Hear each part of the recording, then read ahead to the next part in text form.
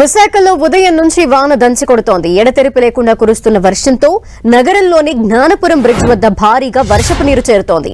భారీగా పడ్డ వర్షంతో రాకపోకలకు తీవ్రంగా అంతరాయం ఏర్పడింది. దీంతో ఆ ప్రాంతం గుండా ప్రయాణించే వాహనదారులు తీవ్ర ఇబ్బందులు పడుతున్నారు. వరద నీరు భారీగా చేరడంతో అప్రమత్తమైన అధికారులు వాహనదారులకు ఎలాంటి ఇబ్బందులు కలగకుండా ఉండేందుకు ట్రాఫిక్ ని దారి మళ్లించారు.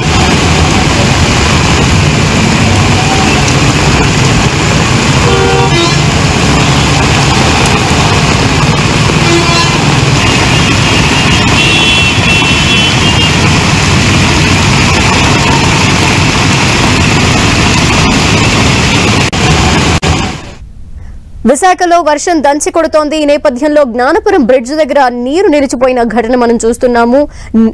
ఉదయం నుంచి కూడా వర్షం పడుతూనే ఉంది.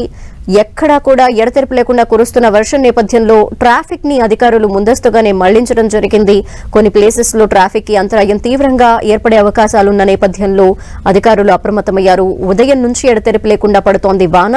జ్ఞానపురం బ్రిడ్జ్ వద్ద వర్షపు నీరు నిలిచిపోయిన దృశ్యం మనం చూస్తున్నాము. ఈ నేపథ్యంలో అటుగా వెళ్లే వాహనాలన్నింటినీ కూడా ముందుగానే దారి మళ్లించడం జరిగింది.